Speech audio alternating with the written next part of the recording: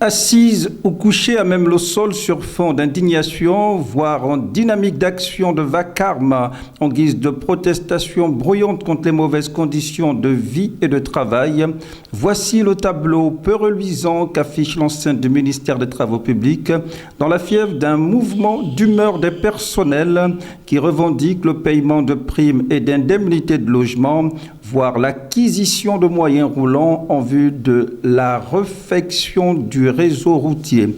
Jean Bosco Bungumu Boulanga est le président de l'Organisation nationale des personnels de l'équipement. Bien, pour mettre la route sur l'air, il nous faut les matériels roulants lourds. Dans le matériel roulant lourd, vous avez des engins, vous avez des camions. Il faut aussi avoir le matériel roulant léger. Pourquoi? Parce que les personnes d'encadrement ne peuvent pas partir de leur maison pour se rendre sur les chantiers de façon objective à pied. Ils doivent être équipés à ce niveau-là. Donc jusque-là, depuis plusieurs années, depuis que nos prérogatives ont été remises à l'Agence nationale des grandes infrastructures, nous n'avons plus quasiment rien pour assurer l'entretien du réseau routier national. Les agents en grève se montrent par ailleurs solidaires de 5 de leurs collègues victimes de licenciements abusifs dans la province de Langounié et qui viennent de bénéficier d'une décision de justice en leur faveur. Au nombre des agents qui ont été abusivement licenciés à la direction de Langounié, ils sont au nombre de 5 qui ont été en justice l'administration publique et ils ont eu raison. Ça veut dire que ces licenciements sont des licenciements qui dépassent faire.